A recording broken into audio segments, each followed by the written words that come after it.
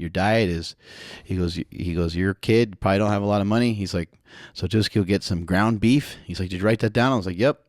He's like, and then the second thing you're allowed to have is water. I was like, okay, and anything else? He's like, nope, that's it. I was like, okay, let me read it back to you.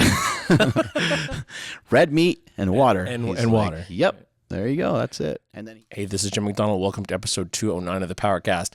This episode's a bonus episode. You know, we've been working so far ahead that we don't sometimes get a chance to talk about things that are just currently going on in our lives and in the world of powerlifting and the world period. So Mark and I got together and just did this bonus episode last week to kind of cover some of that stuff. We talked about the current state of Mark's diet and how he originally came to be exposed to keto-style diets, and the guy who actually gave him that information is pretty cool. We also talked about Donnie Thompson and the role that Donnie played in changing the world of powerlifting by his quest to break the all-time squat record and the all-time multi-ply total record. Donnie was out with us back in 2011, and we had a great conversation. Mark had a great conversation with him back then that has been on my YouTube channel, which is youtube.com/JimMcD1234 if you want to see what the much earlier days of super training looked like. They had this conversation, and it's been a very popular video on my channel for a very long time, since actually back in 2011. So it's included at the end here so you can understand some of the motivation behind what he was trying to do and his acknowledgement that not really everybody cares about what you're trying to do, about your own goals. You have to own those goals yourself. Further, speaking of multi-ply powerlifting, I'm wearing my Westside versus the World t-shirt. They are currently in the process of a Kickstarter to finish that documentary. So if you go to Westside vs the World, Westside versus the World, and click on the pre-order link, it will take you to the Kickstarter. You can make a contribution and you will get something in return. There are a number of different levels of perk that you get back from contributing to the film. I highly suggest that everyone does this. This is powerlifting's movie. This is the most important documentary ever made about powerlifting. So pitch in, do your part, and you get something in return.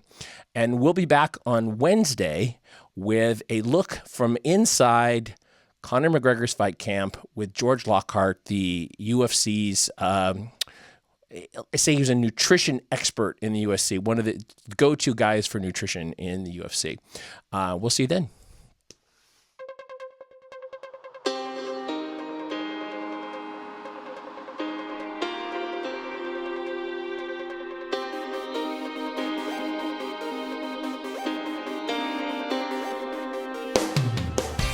Recorded live in West Sacramento, California, this is Mark Bell's PowerCast.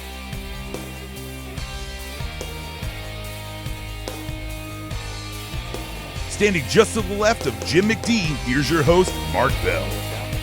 What are you weighing right now? Well, like right now, I'm probably like 250 or so, just because of all the water I drank today. But usually about 245. Yeah, came down quite a bit. When does it all end? What's that? When does it all end? There is no end to this one so far. I'm trying to do it in some stages. So tomorrow we have a photo shoot set up, and then I'll back off a little bit for our trip to Canada, just kind of relax and just eat whatever. It sucks to not be able to eat when you're on vacation. Yeah, just I don't know exactly what I'm going to do, but have some sort of freedom with it. I was thinking about maybe using a little bit of like intermittent fasting just so I don't go too haywire. Yeah. Which is kind of easy when you're traveling because like there's occasions where you just don't have time to eat. Well, and almost no breakfast is really worth it, and no breakfast is worth waiting for. Right. I actually read an article about that the other day. That's interesting. Somebody had written saying, you know, this generation needs to stop waiting for breakfast because there's nothing special about eating breakfast most of the time. Yeah, pancakes and French toast and some of that stuff is pretty damn good, but yeah, it can kind of be a pain in the ass. I've always thought that my wife was kind of lucky because eating that crazy breakfast stuff pancakes and all that kind of stuff in the morning, actually makes her feel sick. So she has a huge disincentive to eat that kind of thing. Yeah, just eating unhealthily, period, really has an immediate effect. And people tease her about it all the time. They say, why are you eating so healthy? And she's like, I don't really have that much choice. Like, I'm going to feel gross if I don't. It could be somewhat body weight dependent too. Yeah. Right. Like she's a smaller person and maybe just going off one way kills her. Right. Yeah. Yeah. I don't think she has the enzymes to process fats. Yeah. Especially fats and sugars together. Well, I think if you have lived a healthy lifestyle for most of your life, that the second that you try to go off of that is when it starts to kill your stomach and you run into all kinds of different problems. I really can't eat a lot of that stuff either. Pancakes and stuff like that. It's just gonna rip me a new one. I can't have any sort of lactose or milk or anything like that either. So, and the further I dive into dieting, the more susceptible I am to that stuff really ripping me a new one. Have you always been lactose intolerant, or? No, I kind of made myself that way, I think, when I was 18 or 19. That's when I first found out about a ketogenic style diet. And I initially used the keto diet to make weight for a powerlifting meet. And then that was probably 18 then. And then around 19 or so, I just used it kind of on and off to just to keep body fat levels down. And at the time, it wasn't a full keto. It was more modified. Actually, there was a few other things in there. I could have grapes and apples, and I can't remember why those things were on there, but it was written for me by a guy named, one of my original mentors and trainers, a guy named Fedkiw, who not only has a PhD, but also has an Academy Award. He's a professor at Stanford, probably one of the smartest people to ever walk the fucking face of the earth. He's a guy's a goddamn genius. Basically, he got an Academy Award through his PhD, which is mathematics. He figured out everything breaks down into math, into numbers, right? And so he figured out special effects through math and through, if, let's say in a movie they wanted to show a penny going into a wishing well.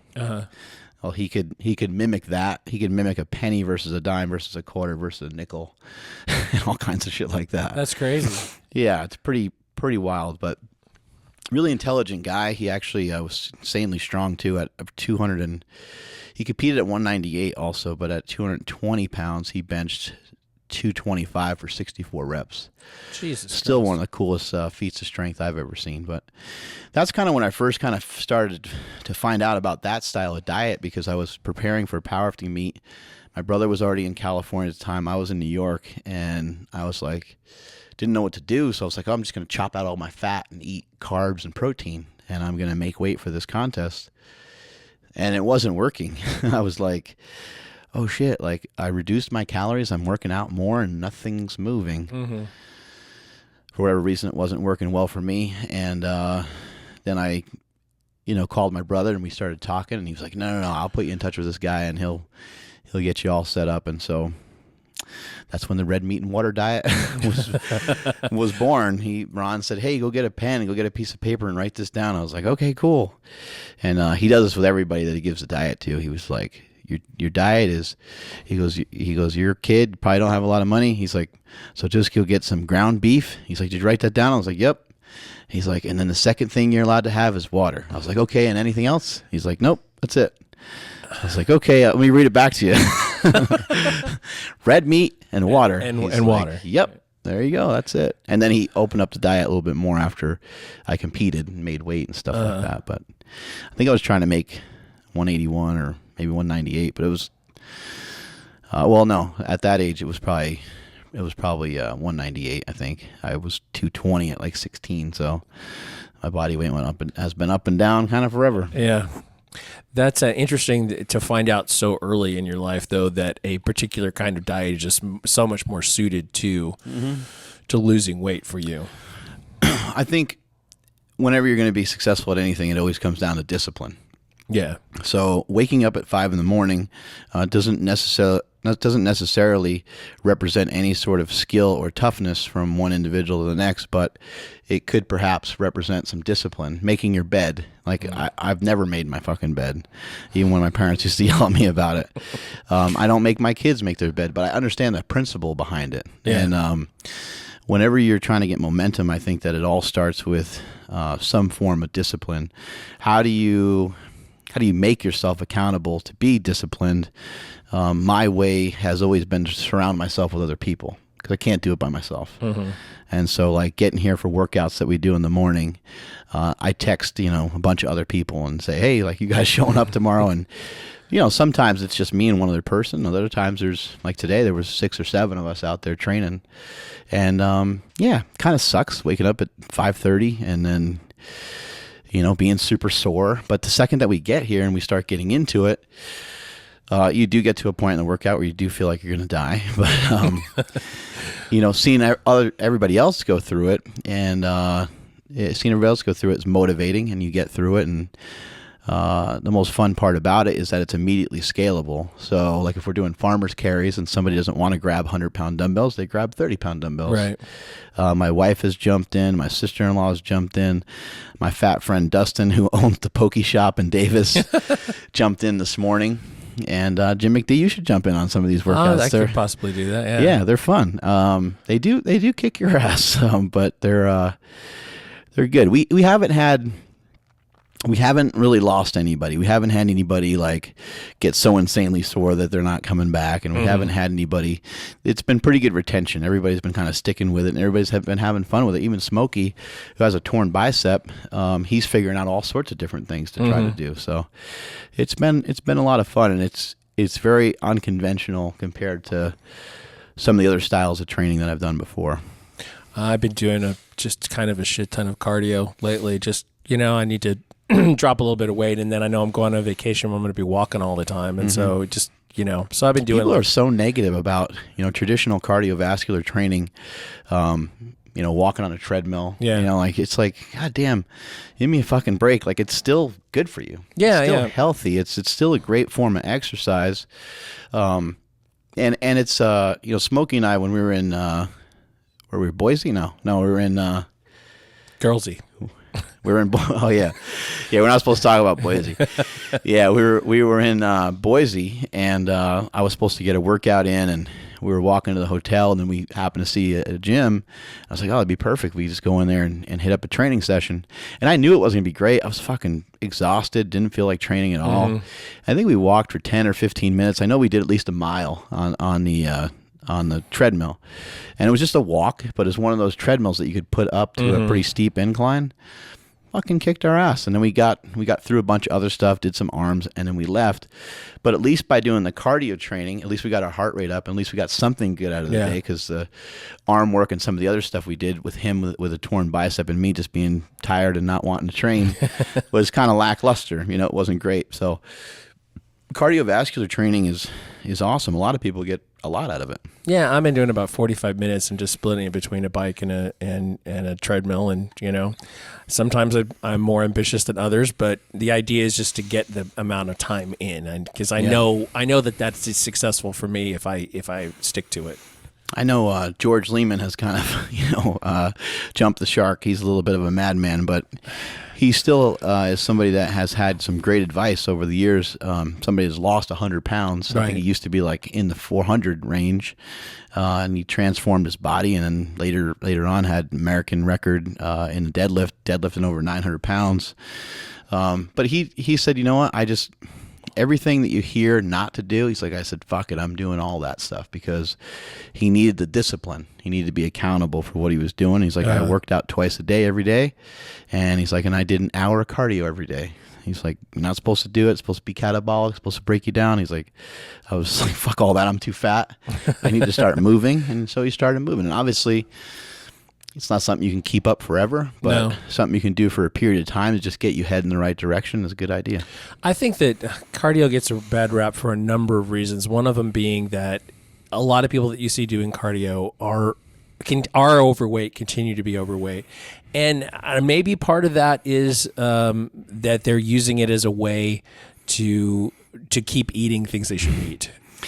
Yeah, there's that, and then also those kind of things are fairly easy to perform. Yeah. And so they're like, oh, the elliptical and the treadmill, and they feel more comfortable over there. They don't feel comfortable in the area that has the free weights and the dumbbells. Maybe they don't even really know how to use half the machines in there, and they're self-conscious about it. I know, and this isn't just females. It's actually a large percentage of men that do this too. Like they just like won't eat, and then they'll go do cardio, but then they're still not engaging in all the other proper things that they need to do. It's the human psyche. Like it kind of blows my mind in a lot of ways. And we're all guilty of it. Like everybody, every single person on the earth is guilty of it. There's certain things that we place a value on where you're like, yeah, I have to do that. Like brushing your teeth. Yeah. Like I have to brush my teeth. I have to take a shower. Like there's certain things that you feel attached to, you have to do, but somebody might not feel that they need to get the right amount of protein in for the day.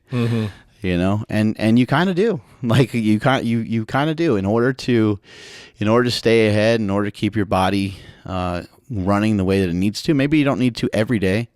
Maybe you don't need to be a maniac about it every day. But it would be good to practice as much health as you could in a given day, every single day that you're alive. Oh, we've talked before about, that 80-90% compliance business with everything. It's just, right. It provides a level of discipline, but a level of moderation at the same time, I think. Something that, speaking of strategies about losing weight, something that I saw on Jordan Syatt's Instagram the other day, he was talking about having high-calorie days and low-calorie days, and having it so that at the end of the week you net out lower, but some days are just higher calorie days. Like, it was like going between 2,300 and 1,800. Right. So, like on a workout day, you might get more calories, and a rest day that you get fewer calories. Yeah. And when you total all of those calories up at the end, you're below maintenance. It makes sense. I mean, everybody needs to hear this. Your calories turning to zero is made up by men, made up by mankind. That doesn't really exist. Your calories don't turn to zero. No, they accumulate over a period of time. If I ate 10,000 calories in one day, it wouldn't change anything. You start doing it for a little while, and it'll start to make some drastic changes because it will start to add up. So that's something I'm not a fan of the calories in, calories out thing for multiple reasons. I think the system is just flawed in so many different ways. I don't even think when people say a calorie is a calorie, I don't even think a tested calorie is a tested calorie from one company and one brand to another, and one type of protein versus another. And I think that we all digest stuff differently. You mentioned maybe your wife doesn't have the enzymes that digest certain things. We all have different hormones in our body. There's so many different factors going on. And being so strict with calories has never made any sense to me.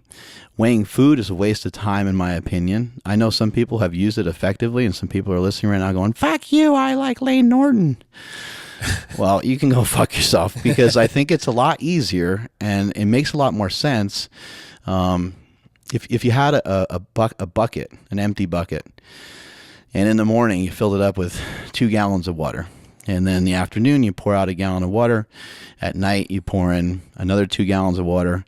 Before you go to bed, you maybe dump out another gallon of water. The next day when you wake up, would it have been easier and more time efficient to weigh out how much water you poured in and took out? Or it'd be easier just to weigh the motherfucking bucket. That's a fair point. Just weigh yourself and make yourself accountable for losing weight. I hear people too, they'll make excuses and they're like, I'm gaining muscle, so my clothes are fitting different. It's like, listen, you fat fuck, you got weight to lose, and the scale needs to show less weight rather than more weight. And so just keep working towards that. Yeah, I think that's a fair point. And I think that weighing yourself every day and then understanding what your weight looks like from week to week, I think that makes a big difference too. After a while, you'll know your body so well that you'll be like, I don't really need any more food. I feel a little bit heavier than I should. I mean, you'll know it that well. when you get done with workouts and stuff, you're going to know whether you're depleted or not. And you're going to be like, oh my God, I bet you I'm. And you start to get really close at being able to understand what that is. And then you're going to have room to occasionally eat more, occasionally eat less. And you also shouldn't be like dieting all the time. There should be some room for you to kind of 80-20 is a good rule, but there's also just a time to just fuck it, just go off it, because your body kind of needs it. Your body's going to need some sort of change. I've done the keto diet for a really long time. I recently switched to a bodybuilding style diet, and people are like, why did you switch? I feel like I kind of left them in the dust, so to speak. But no, I'll go back to a keto style diet. I like to eat that way. And then I think people thought, from eating carbs that I'd like blow up or something, that something crazy would happen. There was a slow introduction of carbs just because I didn't want to kill my stomach. Right. Because I didn't know whether my stomach would be able to kind of handle it. That's the worst. But from a body fat perspective, you hear, and people say this all the time too. They're like, oh, I tried that diet and I lost 30 pounds, but as soon as I came off it, I gained all the weight back. And you're like, yeah, because you're not doing what got you there. Right. You fucking gave up and now you're back to your old shitty habits. But if you switch from one diet plan that makes sense to another one that makes sense, then you can continue to make progress. And I don't think there's any one reason to use any one technique. You might as well, Bruce Lee it and use a lot of different things. If keto works, why not use that? If bodybuilding style diets have been proven to be effective, why not use that? Low carb style diets have been proven to be effective. High fat diets, the list of stuff goes on and on. You might as well mix it up. I think different things probably work at different times. You're probably okay switching to a bodybuilding style diet because your body fat is lower now. Absolutely. And so your metabolism is working differently. That's right. Yeah, you're going to metabolize the carbs a lot easier when you're more muscle than you are fat. Yeah. I don't know. People say like 15% or something like that. Below 15%, your ability to burn carbs is just different. Right. It's just hormonally different. And I think, like I mentioned kind of taking a break from the diet and stuff, and I don't really believe in like the refeed thing, and I do know there's some fucking science behind it and stuff too, but I just think none of that really matters that much. I just think that if you're going to be meticulous about a diet and you're going to be somebody that's going to eat chicken breast and rice and you're going to be really paying attention and eating your vegetables and all that stuff, that just from an overall standpoint, it just makes some sense to just relax every once in a while and switch things up. Have some beer, have a fucking glass of wine, eat some pizza. Do something a little different. You might not even want to.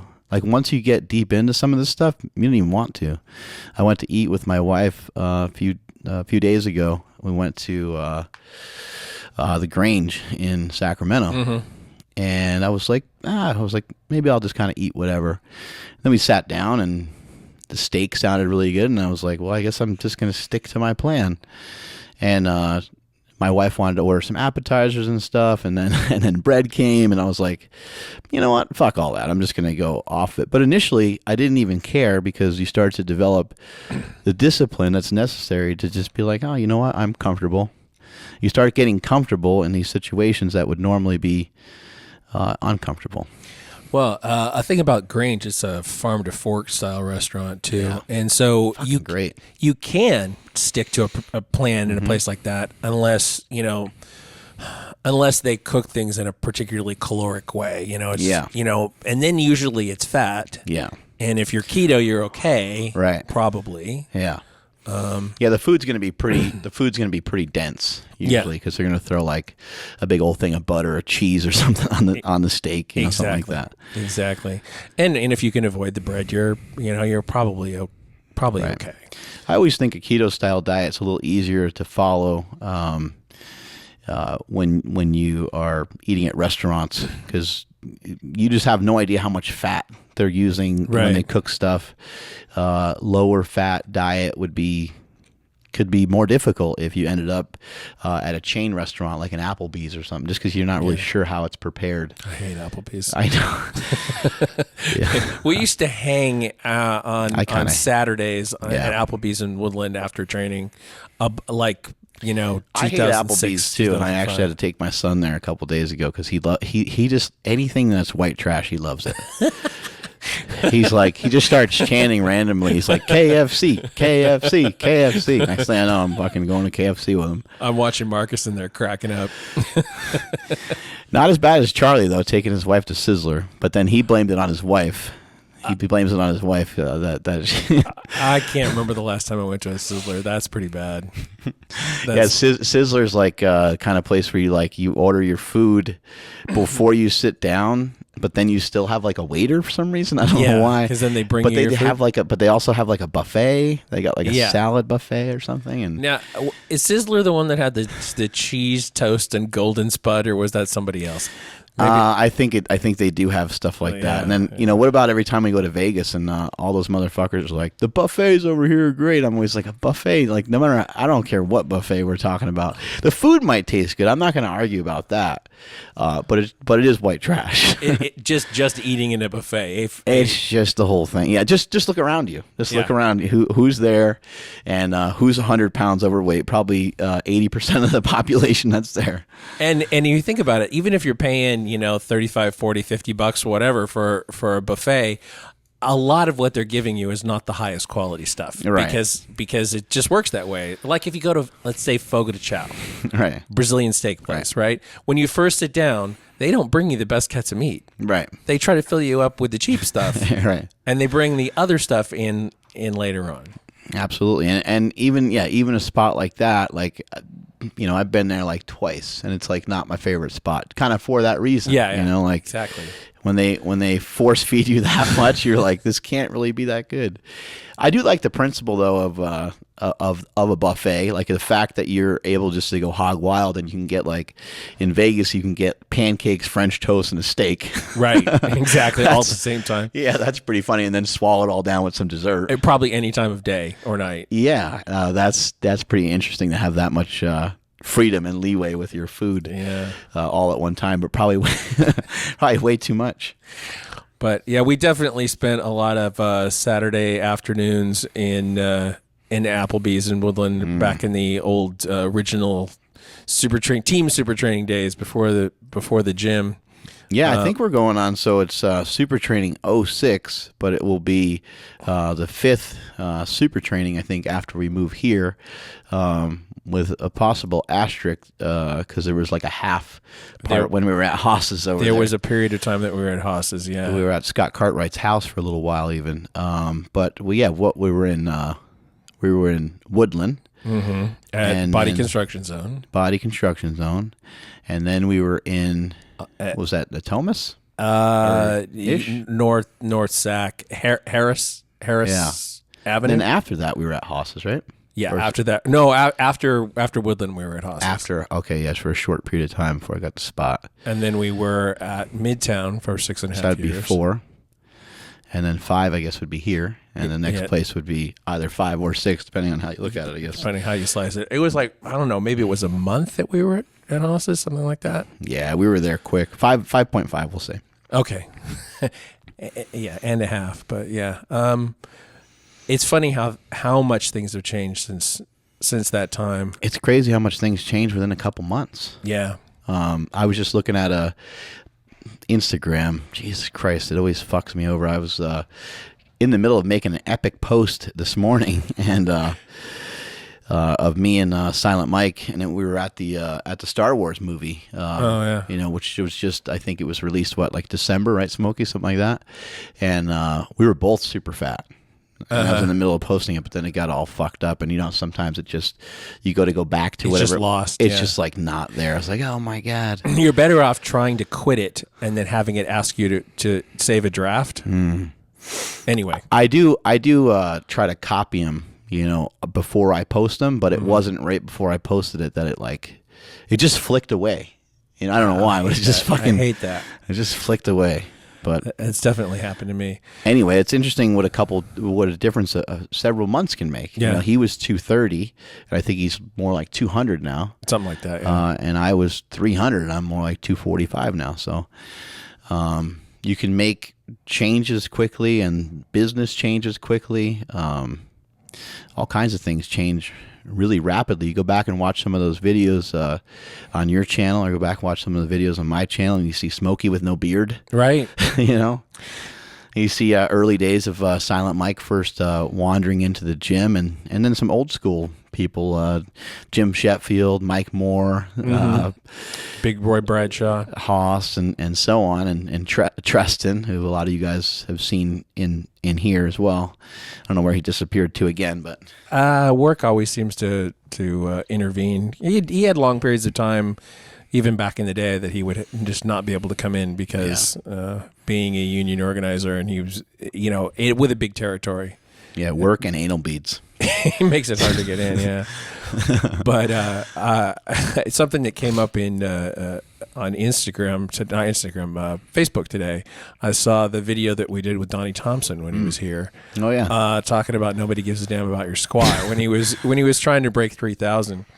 And I was thinking about how that was a good story. I mean, there he was, trying to break the all-time world record in the squat. Right. And he was I think he was at the end of a training session, and he was just sitting there racking his brain. He wasn't happy with his training session, and he just, more than anything, he just wanted to break the all-time world record in the squat. Yeah. He's talking about all these different things he could do, and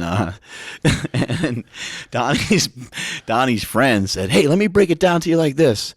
He's like, "No one gives a damn what you squat." And he was like, "What the?" But he actually kind of understood what the guy was saying, basically meaning dude, literally nobody cares what you lift. It's all about you. It's a personal mission. But I thought that was funny. Poor guy's there, just distraught, trying to think of anything he can to get better, and here this guy is pissing on his parade. It seems to me like that was like his 3,000, and then Dave Hoff broke that. Right? Yeah, he did 3,005 or he's something. He's got the record now. It kind of defines the end of the mainstream multi-ply era. Maybe Donnie Thompson ended it. Maybe possibly. Maybe yeah. He, back in the day when you played Pac-Man and you got to 1 million points or whatever, then you flipped the game and it went back to 0. Maybe he flipped power. He maybe flipped it over. I know that he said that he wanted to break 3,000. He wanted to get away with as much as he could get away with, have it be controversial, and leave. And that's exactly what the guy did. That's pretty much what he did. Yeah, and I can't defend every lift of that era, and I know, and that when people were trying to set records, they were trying to do it in particular places where they thought they had the best chance of making it happen, whether it had to do with travel, whether it had to do with judging, whether it had to do with whatever, Oh, and why wouldn't you? And why wouldn't? If you're just trying, if eventually people forget the circumstances and they only remember the numbers, if they remember the numbers. Hey, I do that sometimes in training. It's like I could squat to a lower box, but it feels good to squat higher and to lift more weight. I might do that. Yeah. A thing about that era that people today, lifters today who are raw lifters, they don't realize their connection to that time, a particular connection to that time.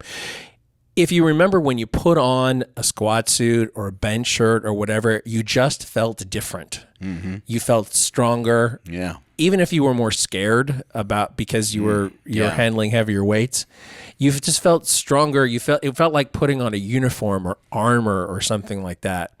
And I think today, that I wonder if you feel similar putting on a bulletproof vest. Oh, probably, because some of them things probably were bulletproof or pretty close. Yeah.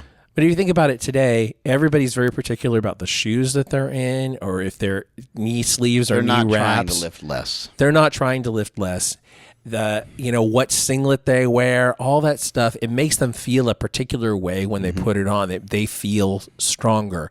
Whether or not those things particularly add to their lift. Maybe a certain bar and certain collars and stuff, right? I think that there's a lot of psychology to it. I know the first time I put on a squat suit, I thought, oh, damn, this is this is serious stuff. I didn't know how I was going to survive it. Right. Because it was so... Puts a lot of pressure in your head. Yeah. It's so stiff and so everything. But when you're suited up, and you can't do that even by yourself. You can't even get into stuff by yourself. Not really. In a way to lift competitively.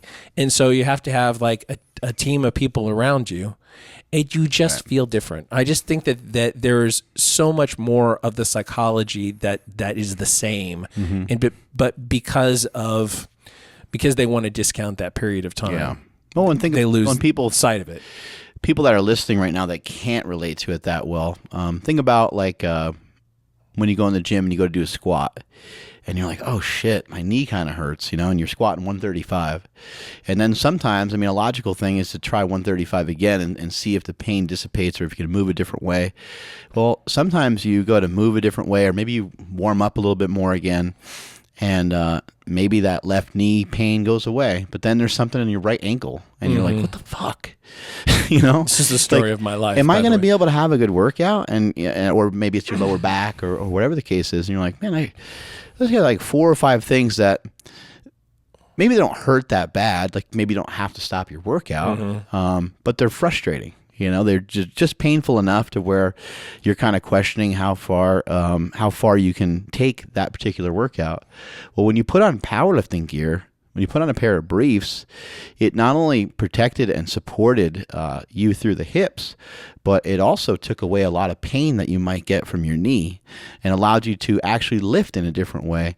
A good comparison I can make on a squat would be if you were to do a barbell squat versus squatting a kettlebell. Kettlebell, you could sit way back, you could stand right over top of the damn thing, and you could squat perfectly straight up and down without your knees traveling forward, not a lot of knee flexion, and just probably not much pain in your knee. But the second you have doing a kettlebell squat, but the second you have that barbell on your back, maybe to break parallel, maybe your knees do need to shoot forward quite a bit, and maybe that's where you're starting to get some of your pain. So the gear changed the game drastically. It's a little bit like a slingshot. Those of you that have worn a slingshot, if you have pain in your shoulder, it starts to pull some of that pain away. But you'll also notice if you have pain in your elbow, it's pulling some of that pain away. Much like a wrist wrap. A lot of people don't know that a wrist wrap can sometimes take away some aches and pains of your shoulder because things work upstream and downstream. Or a knee wrap could potentially help you with your hip bothering you. A lot of people don't realize a lot of these things, but that's what that powerlifting gear did for us. It helped stabilize us. And rather than coming in every day going, oh, everything fucking hurts, you're like, oh, this feels pretty good. I think I'm going to have a pretty good day. And then you could kind of see from there where you could take it. I remember back in the Woodland days, the day that I got a brand new squat suit. I got a Metal Ace squat suit, which everybody wanted at the time. Yeah, those were great. Everybody was all over them. The design of those were fucking awesome. Yeah, they were great. And I was one of the few people that actually could pull conventional in one. Usually people pulled sumo in them. But for most people, it'd be in their way too much. Right, exactly. Yeah, but I got this thing in. It come in the mail. And we were standing around talking in the gym before we started working out. It was a Tuesday, so it was a max effort lower body day. And I stepped backwards and I stepped and fell. I stepped on the boards that were used to change the box height, and I fell and I skewered my butt cheek on the deadlift jack. Yeah, punctured it. You didn't need to get stitches, right? I didn't need to get stitches, but the whole thing turned really purple. And I ended up. We got rid of that deadlift jack. Oh yeah, it was deadly. It was terrible. We got rid of that thing. It was a commercially available one too. It wasn't, That thing could lift a motherfucking car. It could. That thing was huge. It could, but it was hard to move around. Yeah, it was. It was the big black one, so to speak. Anyway, but I remember. Why is it got to be? Why is it got to be black? Yeah. I remember being in the BBC of deadlift jacks. I remember being in the bathroom and Steve Zaretsky bandaging up the huge gouge in my ass, and I still put my suit on that day. We'll call it a gape. It was gaping big. hole. It was bad. It was really bad. And actually went ahead and squatted that day because I had to try that fucking thing on. It cost me $350 or something, and I had to put it on. I had to see what it felt like. I had to see if it was going to fit. You had to just go for it. I had to go for it. I have no idea what I did or how it felt. I know, however, that putting the suit on made my butt cheek hurt less until I took it off. Yeah, I saw Donnie Thompson also posted today. Back to Super D. I saw he posted a picture of him at Rogue Fitness back in like 2012, and then he ended up making a fat pad with them. Fat pad, yeah. And he made fat bells. I think that's what they're called, right? That's kind of center mass sort of. Yeah, dumbbell, I've never tried his particular product out before. With that, I have tried the fat pad out before. It's pretty cool. And then also his bow tie. Yeah. The bow tie product is pretty good. The only reason why I don't use the bow tie more often is just because for me it's a little bit hard to get on, and I probably just need to take time to have some people try to, just because my mobility is so bad, I need to have some people try to help me get into it. Burdick showed me how to get into it actually at his place, where you actually go into it from the front and then you just kind of put it up over your head, and it goes on fairly easy. But then you need someone to kind of pull it down for you, and adjust it in the back a little bit. But it seems like a good concept. Yeah, I need to try that because with my shoulder squatting, my shoulder doesn't like squatting that much. I heard a couple of people say they really liked it wearing it during a training session. I heard other people say they just like it just wearing it. Period. I have seen the people would just wear them around doing other activities that stress their shoulders. Well, it makes sense. When Donnie was here, you remember all the different things he was doing to prep for training sessions, and that was one of them. He would take knee wraps and wrap them all kinds of crazy designs and directions. He was real particular. Remember, his squat suit was customized. His bench shirt was customized. His knee wraps were customized. The prototype fat pad. Yeah, he brought that with him. Yeah, the prototype of the fat pad. Yeah, he had a lot of innovative and interesting ideas. I think you said something to the effect of today, like he mentioned to somebody that he wouldn't be somebody wouldn't want him on the podcast or something like that. Yeah. That's definitely not true. If he's available, we'd love to have him on the podcast. Why not? He's a loud mouth and he's full of hot air. But we love Donnie Thompson. It'd be great to have him on the show. Yeah, we had a great time with him when he was here, and he's developed some products since he left that actually, as far as I can tell, are doing well commercially. And I think that was something he was trying to. Yeah, he's trying to figure out a way to monetize his knowledge. He's really smart. Yeah. Yeah, and I know that he shared a lot of information with Kelly Starrett when he was out here too.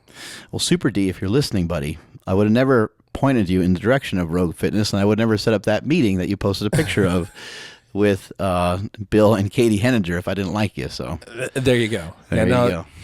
I think that people who don't know you well but want something from you, are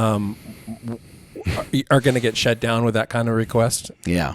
And I'm sure they happen all the time. Yeah, it does. It happens more often now. But, for me, I'm kind of more focused in on, trying to connect with the regular fans more so than anything else, Of course, us chasing down the rock and stuff like that is fun. And I do believe it'll happen. It will take some time, but it will happen. We're also working on some other big name people, and those things will come to be at some point. Just working on the little guys, trying to connect with some of the just average bros, basically. We had a kid come in the gym the other day, and his name was, it'll come to me in a little bit. He came from New Orleans, and he came and trained with us. His mom contacted me on Instagram, and she said, my son's a huge fan of yours, and he'd really like to come out to your gym sometime. And she just said, not only it'd be possible at this time, but he'd like to come out to your gym, and if it's possible, if you could make a comment on one of his videos, it would make his day. So I went on his Instagram, checked out a couple videos, clicked around a little bit, and I saw that at one point he was benching like 225, and then I saw that like more recently he was benching more like 275. And so I wrote on there, I was like, holy shit, that's great progress. Good job. And clicked the like button on a couple videos and stuff like that, and he was super excited and super pumped about it. He screen captured it and reposted it and stuff like that. And then his mom was contacting me a little bit further, and this was like a few weeks later. She said that she had breast cancer and that her son was like super depressed from it, and he wasn't like, he's really into working out, but he like kind of stopped. He lost some momentum and stuff like that. And so I said, well, he did mention him coming here to Super Training Gym. It's free. And so if you can figure out a way to get here, to get out here, that would be cool. And then so she wrote back. She's like, I don't think it's going to be possible. And then like a day later, she's like, he's on his way. And he came out here with his grandfather, and I actually missed him on the first day. I took my son to see a movie. I can't even remember what a movie it was. Movies are so bad right now; they're not memorable. Took my son to see a movie, so I dodged out of the gym a little bit early on that day and missed him by a few minutes. But then I was able to connect with him the next morning, and we got to train together for an hour and a half. Oh, nice. That was so much fun. And that kid, like, he would, anything that, it was me and Charlie working out mainly that day, and anything that we were doing, he was like down to just try anything. You know? That's great.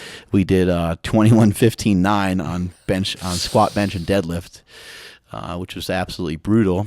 He kept his mouth shut and just got through it all. Did it, yeah. It's great. And he gutted it out. I actually had to make him stop at the end of the workout because I was like, buddy, I cannot send you home with rhabdo. Yeah.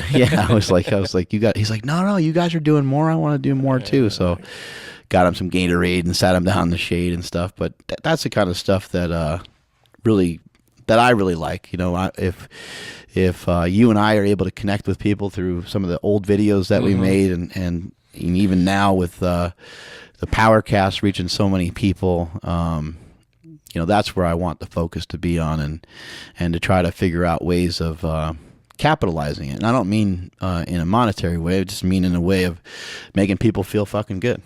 Well, the whole idea when we started the PowerCast, at least my whole idea, was that we needed a better way to connect with our audience, and we needed to be able to talk long form because, you know, we talk to each other and we know each other, and we you know everybody's strengths and weaknesses and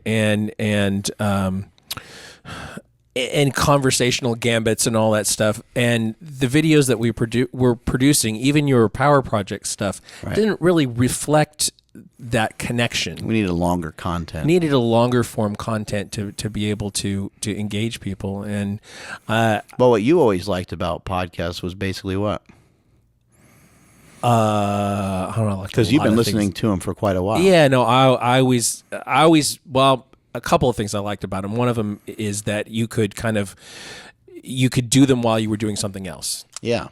And that was a big part of it. So that's different than watching our old videos. Right, exactly. Like, oh, here's so-and-so doing a box squat. You got to kind of watch it. And another one is probably just that you feel like you get to know the person better. Yeah.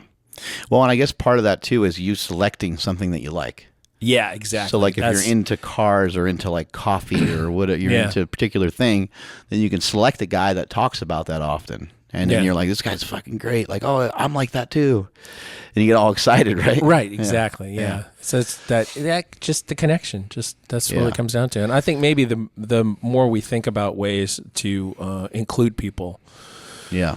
In you know, stuff on your channel and the PowerCast itself. I know that the audio audience is different than the video audience, and engaging with them might be a different proposition. Maybe we'll do some, you know, phone calls or let people send us voice messages and with questions, and we'll hit those up. Or, you know, there are plenty of things that we can try that we haven't done yet. And we've had sort of a different slate of guests this year, maybe, you know, than we've had in the past. People that our audience had not been exposed to as much. Right. Yeah, having the ability to do those phone calls and stuff is great. You know, I think that'll get us to some bigger people, and then we can also circle back to some of those people and have them in person, because I think having in person is superior, but you can't always get everybody for that long. No, you can't. We always, you know, we started out on the phone. Right. But we did kind of longish interviews on the phone, and I think that's more challenging. Right. I think that's harder to it's harder to engage. I think that where we were doing things on Skype, because of the pause, it was causing it doesn't, the conversation doesn't flow the same way, I guess is what I'm trying to say. It has to be one person talking at a time, kind of thing. Right. So you have to ask a question, and the person has to elaborate on it for a while, rather than there being like more constant interaction. That's kind of what I noticed. The kid's name just popped in my head, and I actually gave him a nickname. His name was Roger, and so I called him Copy. That's great. Gave him a nickname right there on the spot. But yeah, I mean, that's what gets me fired up. And then, going to the different trade shows and stuff and hearing people say, "Oh, you guys got me into working out," or "You guys, got me and a bunch of other friends to start a powerlifting team," or something. You're like, "What? Really?" Like, okay, that's fucking great. I listened the other night to the podcast that the guys from Strength Student podcast who came out here. They were here for the Matt Vincent and Kelly Starrett. Absolutely. I remember that. Which is, by the way, the biggest PowerCast of all times in terms of downloads. They have eclipsed everybody else. Biggest and longest. Biggest and longest, yeah. Eclipsed everybody else. Hey now. But I listened to that, and just listening to the impact that being here had on them, but not just being here, having been a fan beforehand. Right. And it created some direction for what they were trying to do in their lives before, and then coming here, I think sort of sealed the deal. I love when people come here, like a Kelly Starrett and like Matt Vincent, and they're kind of like, "Oh man, I wish I kind of had what you guys have." I really like that, and that's what I really work hard to do, is for people, when they see our podcast table, when they see the podcast room, the different equipment that we have, when they go into the gym, they're kind of like, "Holy shit, like this is fucking substantial." I remember that one of the first times, the first time that Kelly came to my gym, he was just flipping out. He was like, I can't believe this is free, and he just kept saying it over and over again. And then he told his wife, he's like, "Juliet, we need a free gym." She's like, "I don't think that works for us right now." He's like, "At some point," he's like, "we need a free gym." And I honestly still think he's working towards that. I think that's still something that he would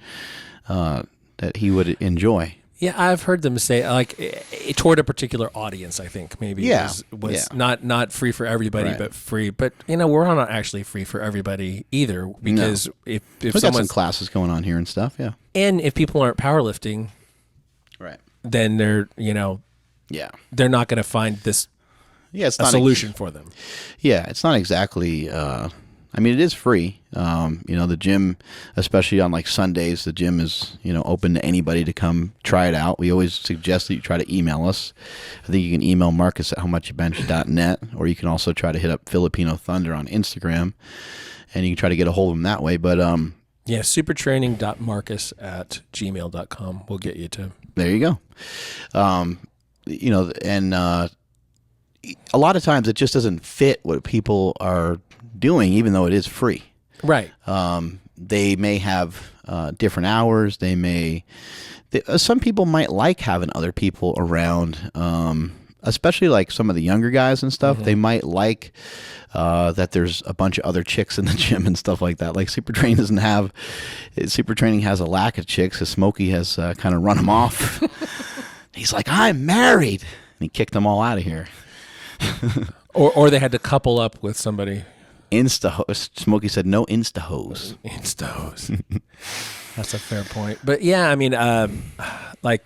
most of the time that I'm working out now, it's at 24, because I have a workout partner who, like, it fits his schedule better. Right. We're not on the same days that the team trains. Right. And coming out here, two guys training alone, in the gym that's 95 degrees. In the gym that's 95 degrees doesn't make a lot of sense. Now, he wants to do a meet, and there's going to be a point where I'm going to have to bring him out here. We're going to have to figure out how to make the timing work. To be totally honest, other gyms have other amenities that are nice. Yeah. Having control over the climate is great. Having for some people, they may need daycare, and for other people, they may want more variety of pieces of equipment. And cardio equipment and all kinds of stuff. Time of day and traffic. Snack bar. Traffic is an issue out here for whatever reason. It's hard to get back into Sacramento, or it's hard to get to Davis. I started to call the workouts that we do in the morning pizza for breakfast, because I thought if I called it that, I'd have people actually show up. And then they come here and they actually find out there's no pizza. Smokey actually pretty much every single time has been pretty upset that there's been no pizza. But my brother sent me an interesting thing the other day. He's like, you've been calling your workouts pizza for breakfast, and he's like, look at this, and they had like pizza at like Planet Fitness. Planet Fitness, yeah, something like that. I think CT Fletcher actually mentioned that in a video. He's like, not every gym's gonna have motherfucking pizza like Planet Fitness, and I was like, what? Yeah, Planet Fitness has pizza. Let's go. Pizza and like bagels. We got to go. I want to say pizza and bagels, cookies. We got to go work out over there one day. Get like a bunch of us, get like 10 of us to go in there, all S t-shirts, and fucking get some pizza. Hit up what's that? Yeah. Hit up a good training sesh, all share a tanning bed together, and head on out. Shout out to CT Fletcher, who had another heart attack. God damn, I know. Yeah, and had his valve replaced again, something like that. Whatever the thing that makes so much noise on the mic. I am Iron Man. Yeah, he really is. But it sounds like he's doing better. But yeah, when we talked to him last, he just didn't seem the same. He seemed tired. I know that he had an event the night before. But CT Fletcher's not a party guy. I don't think he drinks or anything like that. So I think he maybe was just up later than normal. And, yeah. But like for CT to not have energy is different. And so like when he made that statement that he had another heart attack, I wasn't really that shocked by it. I was like, maybe he wasn't feeling good when we saw him. Right. Kind of possibility. I remember he ended up having to be pretty late and stuff, and his daughter was apologizing a lot, and I was like, hey, I'll wait all day for fucking CT Fletcher, exactly. man. I don't mind it. Yeah, that does suck. My dad actually sent him. I told my dad about it, and my dad sent him a nice text, and they texted back and forth, and actually. Not sure when this airs, but I know that he's into cars, and so we bought him like a little replica truck from like the 60s or whatever that we're going to ship out to him. So I'm a huge fan of his. I always will be. He's awesome. Yeah, he has taken a bad experience with his upbringing and turned it into something entirely positive. Yeah. So much later in his life. Yeah, I think something that may not have been captured in his documentary that well, and I'm sure it's for certain reasons, but like I feel that he probably somewhere along the lines feels like some of the things that happened to him as a kid affected him negatively too much for a period of time. He does have a tattoo on his neck. He did tell me about some trouble he's been in before and stuff like that. And I think that he may even feel like certain chunk of his life was kind of robbed. And that's why he's so happy now. And because he feels that now he has the opportunity to be positive with people and to share a good message with people and to kind of like almost turn things around. And it's really cool that he was one of the first in the fitness industry, if not the first in the fitness industry, to get 1 million subscribers on YouTube and to get so much attention and views. Sometimes when you look at people, you're like, I don't get it. With him, I never looked at it that way. I was always like, I get it.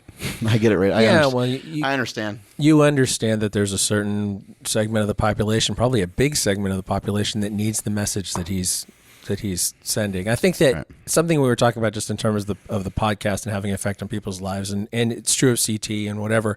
It's right message, right time, right messenger. Right. Like we're not necessarily always saying the most intelligent things on this show, right? But every once in a while, we're going to say exactly the right thing for somebody to hear at exactly the right moment in their life. And that's that tipping point. That's when you move the needle. And you can't engineer that very well. Right. Well, and it has to be done through good podcasts and podcasts that also aren't so great. Yeah. So there might be a podcast that has 1 million downloads, right? And there might be other podcasts that have 300,000. Kind of the same thing with like views and likes and comments and stuff on Instagram. You may post something and get 300 likes as opposed to when you normally post something, maybe it gets 2,000 likes. Right.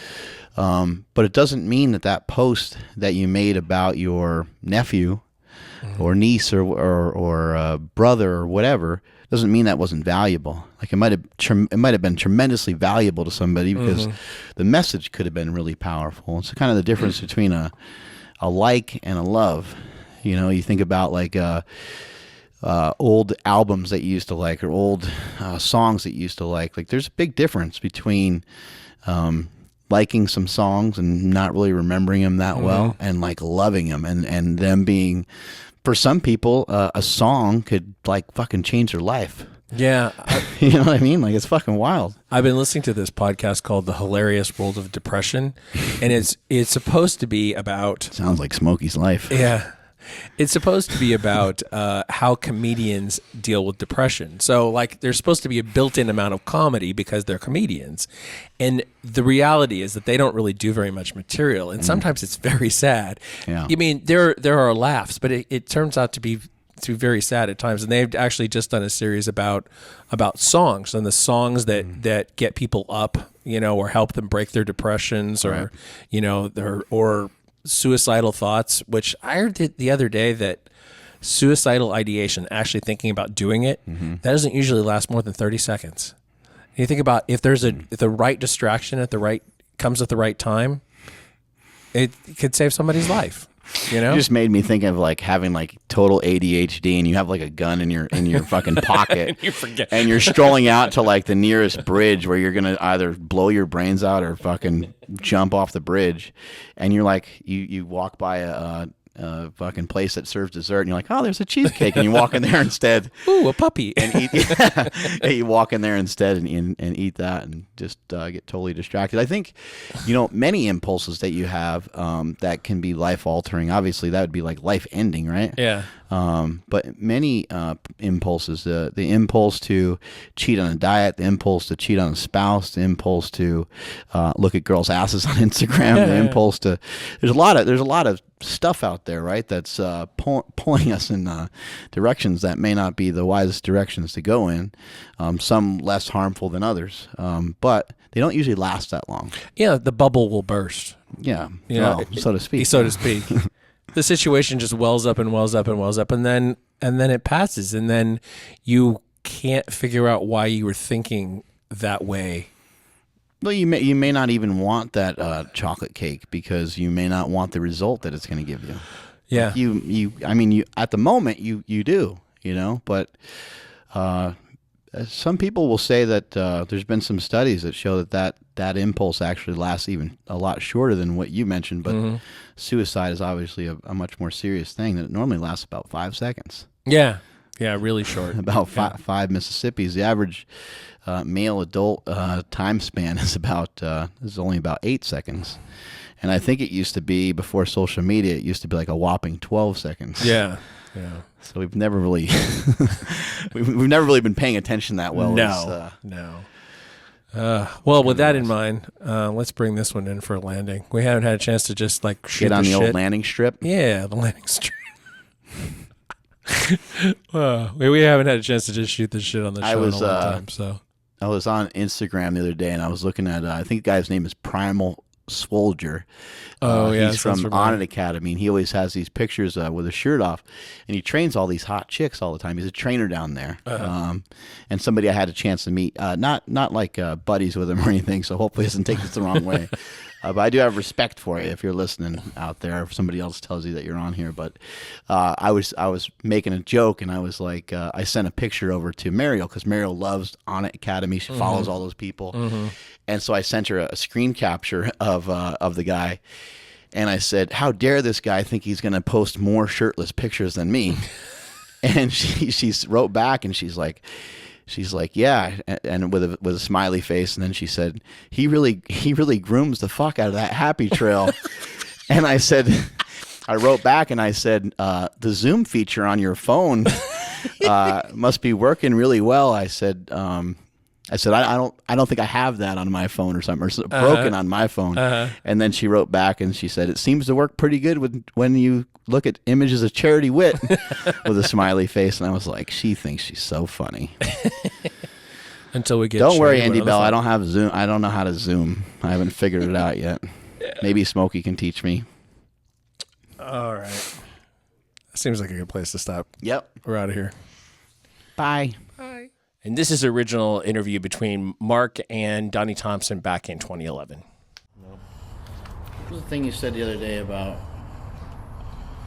you can either be weak and in a lot of pain? Yeah, I tell patients that at the clinic. We've got to work at a physical therapy clinic, and I get these people. I had one that was in a terrible car accident, and another that he herniated his back and had it operated, and had rods put in it like an idiot. And I told him, they're walking around, and one was in his 20s, one was in his mid-30s, and I was like, they had like 52 visits already. And I pulled them aside. I'm like, look here, you can either be weak and in pain, or you can get stronger and be in less pain. You make the choice. Right. I said, I know which one I'd pick if I were you. Right. And so the one kid that was in a car accident, he started, I had him power lift. He did squats, deadlifts, benches, a lot of assistance work with kettlebells. And the kid actually came around. And he built some muscle on him. He was real happy about that. And I tell him, if I hear any of these made-up injuries for your workman's comp crap, we're done. So, I want to hear it. You want him to toughen up, get thicker toughen skin. Up, yeah. Don't pin workman's comp on me. You go back to work when you're ready. I don't want you milling around a PT center. Right. What are some of your best totals? I guess maybe your top 3 or 4 totals that you've done leading up to the 2905. Well, I did a 2770. I was really proud of. I never saw that coming. It just happened. And then what'd you do before that 2770? 2606. And, so that's a big jump. Yeah. So I did a 2606, which was with lifts taken away. Right. But would have been like a 2680. So. Right. But so it actually wasn't that big of a jump. If you look at right, I understand. I had a bench, like a couple of attempts that were bench off. taken away and a squat taken away. That would have been like a 2680 total. Right. But so actually, I just went up maybe 70 pounds. And a year later, did 2775 again. Got some lifts taken away, and for whatever reason, and I don't blame judges on that that's just powerlifting. Right. Part of it. Yeah, you get calls. They're not good in your favor, and it sucks, but that's the sport. Just like bad calls on a football field. Right. And they go good for one person and not real good for another. But and then I totaled right after that. I totaled 2850, and then which was a great. I was really proud of that. And 11 months later, did the 2905. Right. And then I was on a roll to break that, and I herniated my back, my lower back, so it kept me out about a year. And now I've been on this squat quest, and it's all or nothing. Right. And so you either bomb out, or you're going to be your hero or zero, champ or chump. And so far, I've chumped out 3 times in a row. But it's not from lack of trying. It's not from lack of trying. I can tell you that. You basically before you step out, before you retire, you want to kind of leave no stone unturned. Make sure you gave it everything you got.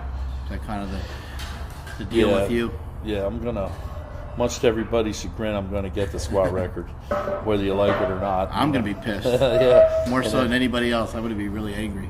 I mean, I will do whatever it takes, whatever it takes. Because I've seen you lift in here, and I know that you're wearing briefs, that are multi-layered, wearing a canvas suit. Yep. And I know you don't work hard. It's just your gear. No, it's all gear. It's all gear and drugs. It's all your gear, and you're so big. Yeah. If I was that big and had that much gear, I'd squat if anybody 1300. was my size, they can squat 1300. 13, yeah. probably for a double. I mean, I'd squat it deeper too, just to make sure. Well, everybody would be better than me if they would just be the same size and wore that much gear. Because you're so rotund. Yeah, which is true. Which is true. Well, it was great. It was great having you out here at Super Training. I think everybody learned a ton from you. We're all motivated by you. We're really excited to have you here, and it was just a huge impact on myself and the team. So it was great having you. It was good to be here. Likewise, I mean, it was so nice being around a bunch of powerlifters, and my few powerlifting friends back home would agree with me if they came out. It's nice to be around a large group of people with similar interests, than being in a smaller group that one or two really want to do well, and the rest are just there showing up because it's training night, you know. Right. And they get their one lift and they run out, you know. Right. It's kind of nice when people stick around and train, you know. Let's just end on what your buddy told you about your squat. Oh yeah, I don't know, my bodybuilding buddy Blackbird. He's like 56 now, and he's a miserable old cuss. He just likes to be total. He's a, you know, it's like the Bree says, what do I hate besides everything? You know? But old Bo, we call him Bo Blackbird because every time he talks to people, he goes, hey Bo. So Bo Blackbird was tipping on a few natty lights one night. And a bunch of us lifters were around being amused by him. And you know, you're talking a guy that's been lifting weights since 1974. You know, so he's there. And he looks at me. He's like, whoa, Bo. Look here, Bo. He goes, in the end, nobody gives a damn about your squat. And he couldn't be more right. There was a lot of little isms out there, you know, you hear over the years, and so, you know, that's what that was one of them. We got some big characters down there, you know, just like you have here, but I like hearing all that stuff. It's funny. It's great because it's like it's everything you're striving for. Yeah. And he just shuts it right down. Yeah. Totally discounts it. Yeah. And then you know, yeah, whatever. It's funny, you know. Yeah. Just anything to make me laugh, I'll take it. Yeah. So it's like the Breeze that my buddy the Breeze said. You know, Super D, when you get our age, he goes, you never trust a fart, never waste a heart on. Words to live by right there. Words to live by.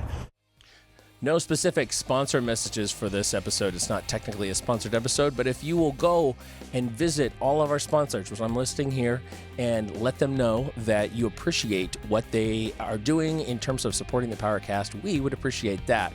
Also, like and share this episode, and we'll see you next week.